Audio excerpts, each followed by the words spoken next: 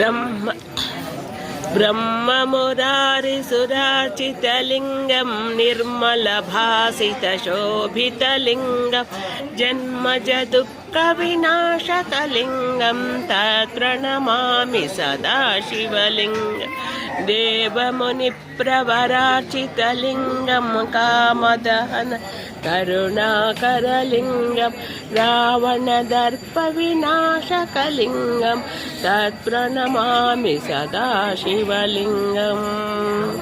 नमो रुद्राय नमः। अस्तु भगवान् विश्वेश्वराय महादेवाय त्र्यम्बकाय त्रिपुरान्तकाय त्रिकाग्निकालाग्नि रुद्राय श्रीनीलकण्ठेशाय सदाशिवाय सर्वेशाय मृत्युञ्जय श्रीमन्महादेवाय हर हर महादेव शम्भो शङ्कर।